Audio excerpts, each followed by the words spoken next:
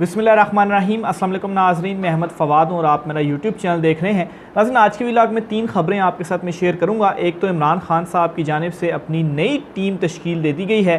कुछ जो लोग उन्हें छोड़कर गए थे उनकी जगह पर उन्होंने ये नई टीम तश्कील दी है। कुछ तफ़सीलात इस हवाले से आपके साथ में शेयर करूँगा। दूसरे नंबर पर पाकिस्तान तहरीक-ए-इंसाफ़ को इस वक्त कौन कौन छोड़ कर जा चुका है, इस पर भी कुछ एक लिस्ट मैंने मुरतब की है। उन तमाम के जो नाम है वो मैं आपके सामने रखूँगा कि ये लोग हैं जो पाकिस्तान तहरीक-ए-इंसाफ़ को छोड़कर जा चुके हैं। जहांगीर तरीन की अचानक से सरप्राइज़ वापसी हुई है। जहांगीर तरीन क्यों मुतहरिक हुए हैं और जहांगीर तरीन के मुतहरिक होने के साथ ही मुस्लिम लीग नून के लिए ये एक बहुत बड़ा झटका है, इस पर भी कुछ तफसीलात हैं, वो भी आज की व्लॉग में आपके सामने रखूँगा। सबसे पहले तो नाज़रीन वो तमाम जो लिस्ट है या जो पाकिस्तान तहरीक-ए-इंसाफ़ को इस वक्त छोड़ कर जा चुके हैं उनकी जो नाम है, डिटेल्स हैं, वो मैं आपके सामने रखता हूँ। और याद रहे कि ये लोग जो हैं वो पाकिस्तान तहरीक-ए-इंसाफ़ के साथ सियासत को भी छोड़ कर गए हैं। किसी दूसरी जमात में अभी तक इन्होंने शमूलियत इख्तियार नहीं की, लेकिन में बाज़ ऐसे हैं जिन्होंने दूसरी जमात में भी शमूलियत इख्तियार की है। जिस तरह से चौधरी वजाहत हुसैन थे, वो काफ लीग से आए थे, वो काफ लीग में ही चले गए। एक जो रहनुमा हैं वो पीपल्स पार्टी में गए हैं। बहरहाल ज़्यादातर इनमें वही हैं जो पाकिस्तान तहरीक-ए-इंसाफ़ को छोड़ने के बाद सियासत से ही उन्होंने जो किनारा कशी है वो इख्तियार की है।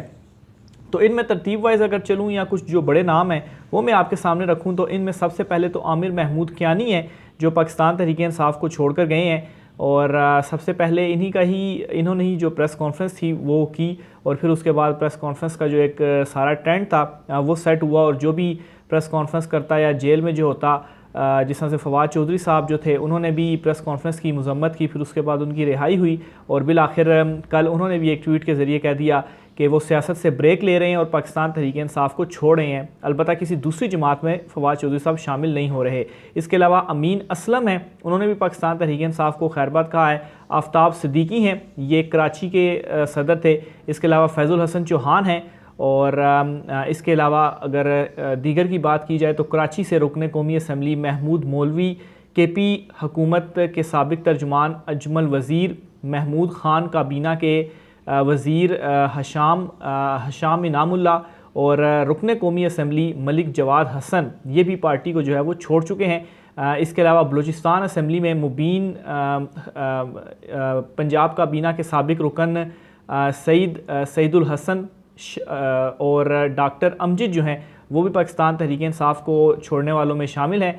सिंध असम्बली से बात की जाए तो संजय गागवानी, डॉक्टर इमरान शाह और मुबीन गोबोल जो हैं वो अब तक पाकिस्तान तहरीक-ए-इंसाफ़ को छोड़ने का ऐलान कर चुके हैं। इसके अलावा दीगर कुछ ज़िले और डिवीज़नल ओहदेदारान भी हैं, उन्होंने भी पार्टी को खैरबाद कह दिया। तो ये अच्छी लंबी चौड़ी लिस्ट है जो पाकिस्तान तहरीक-ए-इंसाफ़ को छोड़ कर गए हैं। लेकिन इन तमाम के छोड़ कर जाने के बावजूद भी पाकिस्तान तहरीक-ए-इंसाफ़ को ये लोग एक्सेप्ट कर रहे हैं। इमरान खान साहब को इस वक्त कोई भी फ़र्क नहीं पड़ता कि ये लोग उनको छोड़कर गए हैं। ख़ास तौर पर असद उमर की जानिब से जो कल प्रेस कॉन्फ्रेंस की गई है, इस प्रेस कॉन्फ्रेंस के बाद जो एक दोबारा से हवाओं का जो रुख है वो तब्दील होता हुआ नज़र आ रहा है और जो ब्रेक है वो अब लगने जा रही है, ये भी इतलात इस वक्त गर्दिश कर रही हैं। इसके अलावा हुसैन इलाही जो हैं, जो कि चौधरी शुजात जब ये दो वो बने थे,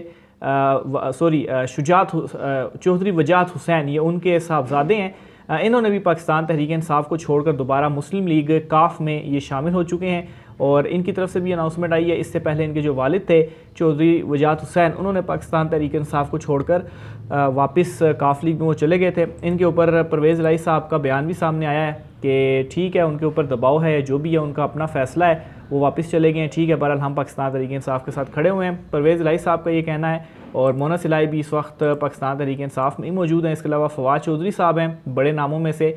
तो ये कुछ आम नाम थे, ये लिस्ट थी, मैंने सोचा चले ये भी आपके साथ में शेयर करता चलूँ कि इस वक्त कौन कौन पाकिस्तान तहरीक-ए-इंसाफ़ को छोड़कर जा चुका है।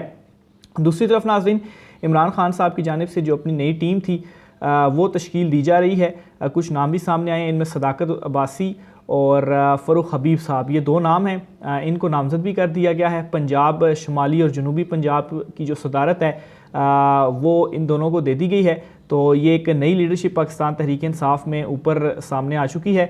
और साथ ही साथ दूसरी तरफ जहांगीर तरीन जो हैं वो भी इन दिनों बहुत ज़्यादा मुतहरिक हो गए हैं, अचानक से मुतहरिक हुए हैं।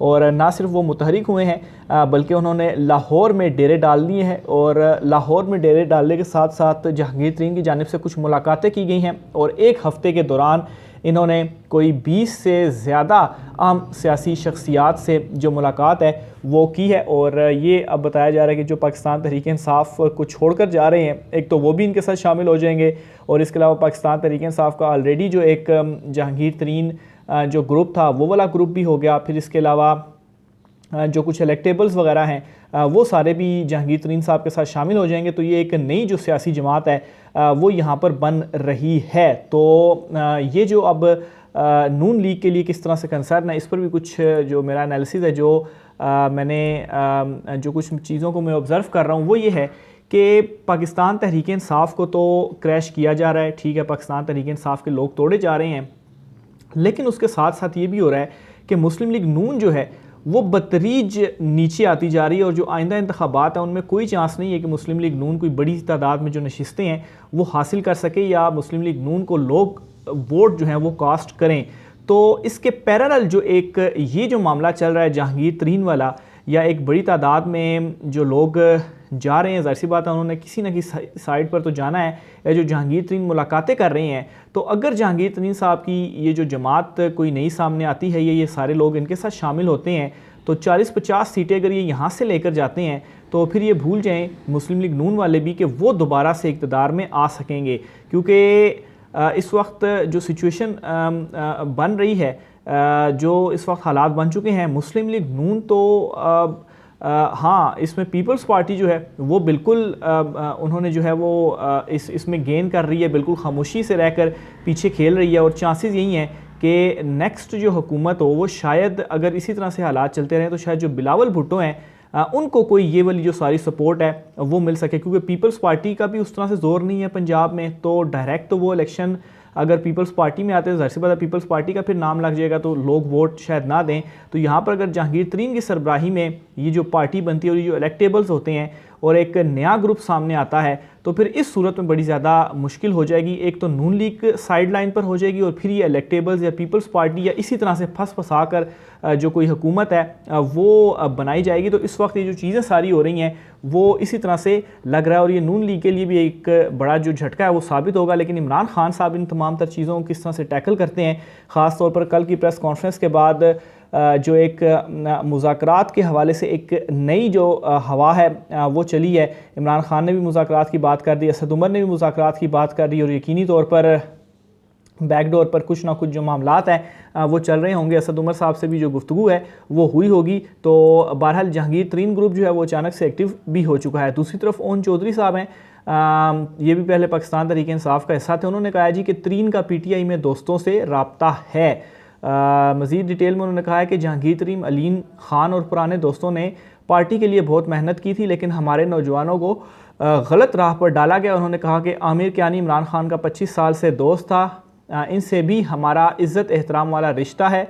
उन्होंने ये कहा कि अगर हमें लोगों को मनाने के लिए इनके घर भी जाना पड़ा तो जाएंगे। वाज़ेह है कि इमरान खान के साबिक साथी इमरान खान ने लाहौर में सियासी राब्ते शुरू कर दिए हैं।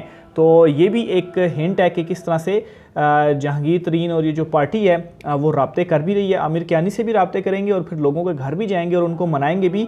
और जहांगीर तरीन की सरबराही में ये जो एक नई जमात है वो सामने आ रही है और ये मिक्सचर भी होगा और इसमें जो काफ लीग है वो भी शामिल होगी। तो बहरहाल ये इस वक्त जो सूरत हाल है वो बैकएंड पर चल रही है। इमरान खान साहब का कल दोबारा से एक खिताब आया और उन्होंने ये कहा है कि हमारे लोगों पर पाकिस्तान तहरीक इंसाफ छोड़ने के लिए प्रेशर है, मगर जो जमातें हैं वो ऐसे ख़त्म नहीं होती। और इस वक्त सब ये मान रहे हैं, सब ये कह भी रहे हैं कि पाकिस्तान तहरीक इंसाफ इमरान खान है और इमरान खान पाकिस्तान तहरीक इंसाफ हैं। वो जिस किसी को भी टिकट देंगे वो जो जमात, वो जो शख्स है उस टिकट की बेस के ऊपर जीतेगा।